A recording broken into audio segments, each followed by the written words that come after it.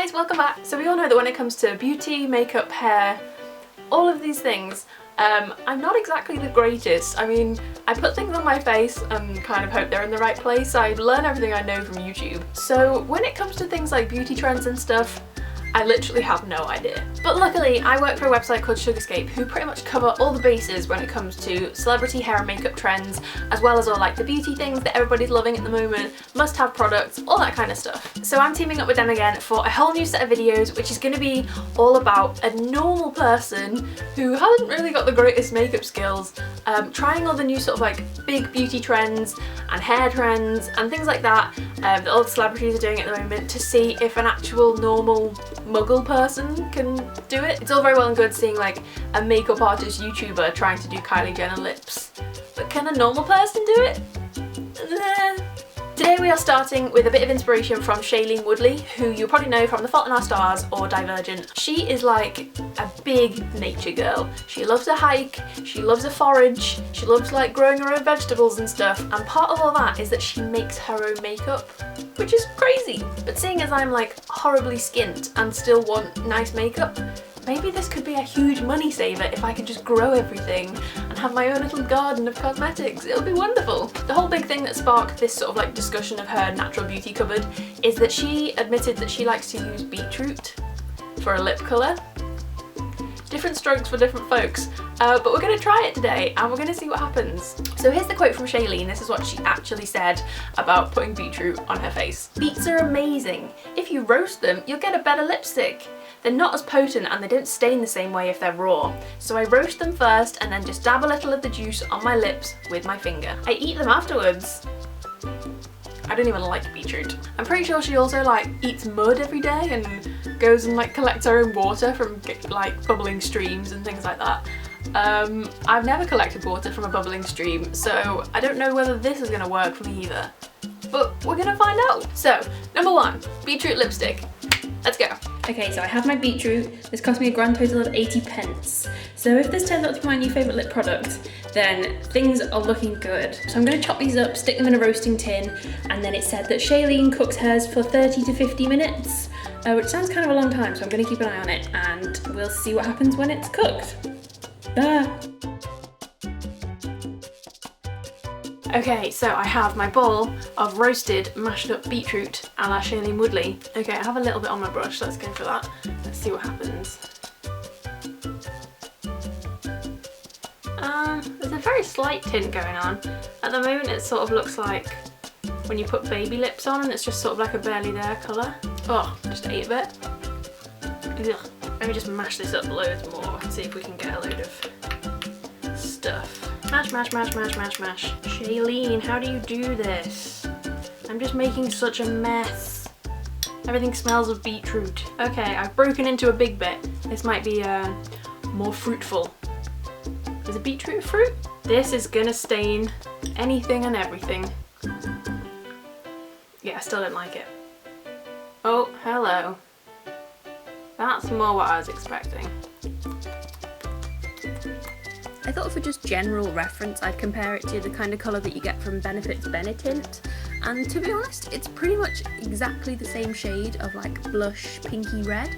It starts out really strong when you first put it on and it looks like it's going to be like quite an intense sort of like blush red, but it sort of just like disappears into nothing and then you have to lick it off anyway because it's so wet. I think I'll probably save my 80p. Probably buy a packet of crisps instead. Okay, so that wasn't really the biggest success in the world. Great start. The second natural beauty product that I'm going to try today sounds quite promising to me. If you're into coffee, this could be the dream beauty product for you, because I stumbled upon a little tutorial on YouTube the other day which shows you how to make fake tan out of coffee. Fake tan is quite expensive. If you're after a good one with like a good, decent, realistic colour, then you're going to have to shell out quite a few pounds for it. So hopefully I've just stumbled upon the greatest beauty hack known to man. Apparently all I'm going to need is some coffee, some body moisturiser, a bowl and a spoon. Coffee fake tan. Let's go. So I'm going to go for like 4 of these, I think. I guess the more you put in, the darker the tan will be. So this might go horribly wrong. And then you have to spend a little while sort of like crushing these up apparently. which could take a while, so we'll come back to this. 2 heaped spoons full of moisturiser. Don't really know how much to make. I'm only going to do my lower legs in case this goes horribly wrong and I'm left with incredibly orange legs. I think we're pretty much done here. This now looks absolutely gross. But if you were going to put a load of fake tan in a bowl, I guess it would probably look something along these lines. Let's not say what else it looks like right now. Okay, so I have changed into some very scruffy clothes. I have my tanning mitt at the ready. I'm kind of scared about what colour this is going to turn me, but let's give it a go. It's still quite grainy, but I guess that's just a little bit of extra exfoliation. I'm really scared. Ah. Oh, I also put a towel down because obviously don't want to get this all over my room. Okay, it's applying quite nicely. It kind of looks like as if you'd apply normal fake tan, to be honest, which is a good sign. I put way too much on. I obviously didn't need a bowl full. Weirdly, this is looking quite a good colour. It actually looks quite natural. Doesn't look too orange. Ooh, it's a little bit streaky, I think. Better rub this leg in. I'm really bad at applying fake tan anyway. It smells nicer than normal fake tan, as long as you like the smell of coffee, because Kel Surprise, it really smells of coffee. Cool, so I'm gonna keep going with this, leave it for like maybe 10-15 minutes and see how we get on. It's looking okay so far. Ta-da! This is the final outcome of the coffee fake tan. So the leg on the right had 1 coat and the leg on the left had 2 coats. As you can see, it actually comes out quite a nice sort of olive toned shade of tan. And I was really impressed with this, weirdly. Update, it's now the day after that I did that fake tan. I left it on overnight. I do smell like a latte. If you're gonna have an issue with that, then this is not the product for you, because there is a scent of coffee following me wherever I go. But the colour itself is actually really nice. You have to be quite careful with it. You need to make sure you exfoliate if you are going to do this, because it is a little bit streaky. And it did also tend to cling a little bit to, you know, the sort of like the little dots you get sometimes after you've shaved your legs. Ladies, am I right? But I would literally say, if you were going to go on a night out, opened your drawer and realised that you've run out of fake tan, that would actually be quite a good option. I'm actually going to give that a thumbs up. That was good. Yeah, coffee fake tan. My third and final try the trend for today is a bit of a hot topic at the moment, thanks to a certain Kylie Jenner. She admitted the other day that actually, while we've all been desperately sourcing the perfect shade of Kylie Jenner nude, she actually went and got lip fillers, so I hope she's going to refund us all for all the times that we went out and bought Mac Whirl, Mac Saw. Word on the street is that cinnamon, as in the cinnamon that everyone keeps in their kitchen cupboard and never really uses, because what do you use cinnamon for?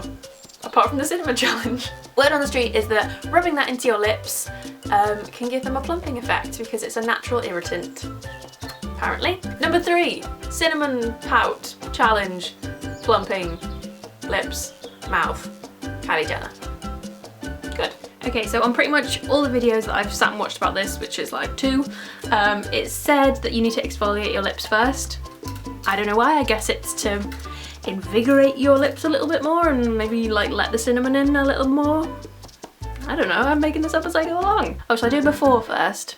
Okay, this is before. Pretty average? I guess they're fairly average. Never really thought about it before, to be honest. Thanks, Kylie Jenner. Okay, so I'm gonna do that now and try and get all the beetroot off. There's literally like a red stain down here. Let's never do that again. Beetroot everywhere, oh my god. Silky smooth. And now I guess the next thing is to rub cinnamon into my mouth.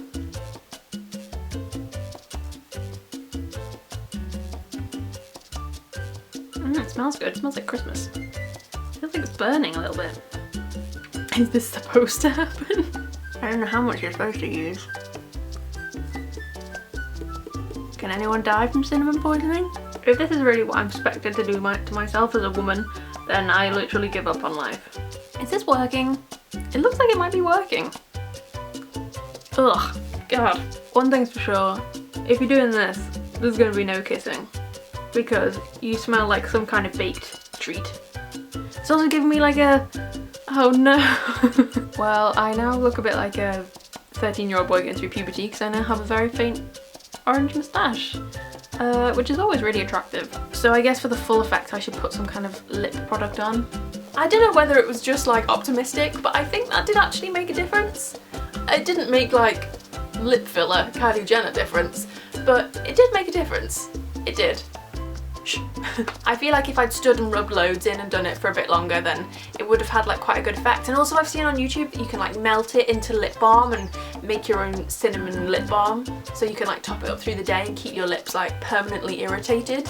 Sounds kind of painful, and it did sting a little. It's definitely not as bad as like shoving a shot glass onto your mouth or using a hoover and pulling your lips out like everybody did for the challenge. I don't know, let's give it a thumbs up. It was okay, it kind of worked. Thanks Shailene Woodley for the inspiration.